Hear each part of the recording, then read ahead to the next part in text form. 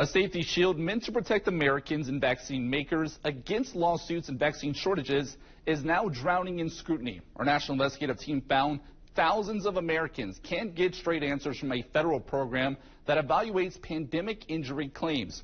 It's overburdened, lacks transparency, and spreads millions of your tax dollars each year with rare results. Here's Factfinder investigator Chris Nakamoto. It can be a tremendous hurdle to get anything done.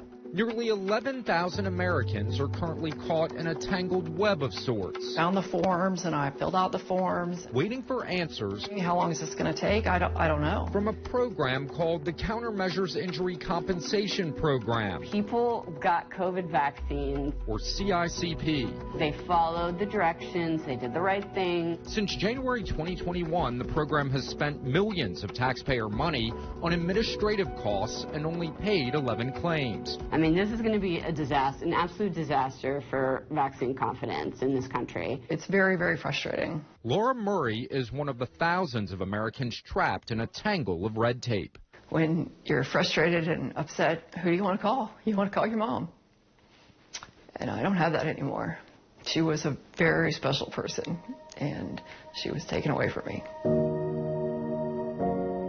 Laura Murray's memories of her mother, Deborah Richardson, are solemnly stored in her heart.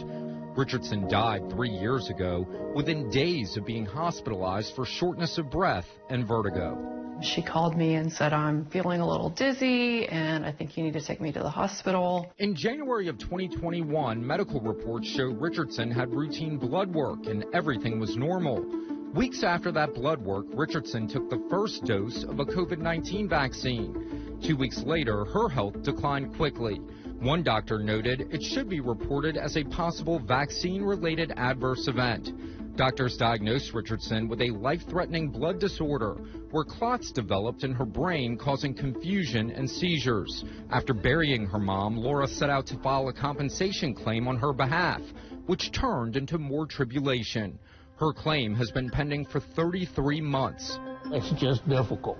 Dr. Brobson Lutz, the former medical director for the city of New Orleans, called cases of potential side effects or adverse reactions extremely unusual. Vaccines overall are definitely safe, and they reduce not only disease but deaths. And we've known this for decades. While rare, adverse effects do occur, and the people who get them need some compensation for them. Because COVID vaccines came out for emergency use during the pandemic, injury claims had to be filed with the CICP. The money comes from the federal government. Our national investigative team talked to doctors and reviewed 3 years of contracts. Only 11 COVID vaccine-related claims were paid for a total of $41,175. Over the same time frame, CICP spent $26 million on administrative expenses for salaries and contracting the work out. Our team found nurse practitioners, physician assistants, and doctors being paid tens of thousands of dollars. Several who talked to us on condition of anonymity told us they didn't even know the CICP existed before getting those lucrative contracts, which paid one doctor $24,000 to review a single case. So as you note, Commander George Reed Grimes oversees the program. At the beginning of the COVID-19 pandemic, we had not had a direct appropriation with the CICP. We also had only 4 staff. When we received our first direct appropriation in fiscal year 2022, we were able to ramp up quickly, and now we have over 35 staff who are assisting to adjudicate claims. The U.S. Health Resources and Services Administration, which operates the CICP, and Dr. Grimes declined our request to be interviewed for this story. This letter? Ann Toll is one of a handful of prominent vaccine injury lawyers across the nation. She's representing Laura Murray. This is a program that is like operating like completely in secret. Like, we don't even know who the people are that are reviewing these claims. Over a 3-year window, only 450 injury or death claims were sent for review, the agency only paying out 11. The data indicates Murray's mom's case is not among those that have been reviewed by those outside contractors. It does feel like they're just trying to say they're going to give up, they're not going to fight for this, and they're not going to get what they deserve. Will you ever stop fighting? No, of course not.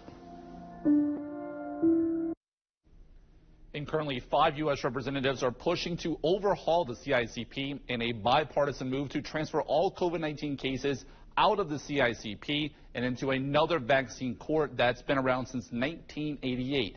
That one has dealt with 23,000 cases for vaccines from polio to measles. It has 8 judges known as special masters and operates more like a traditional court setting. That change would take congressional approval. And if you have a story, we want to hear from you. Call us or email our investigators at the address on your screen. We'll look into any of your issues for the next Factfinder Investigates.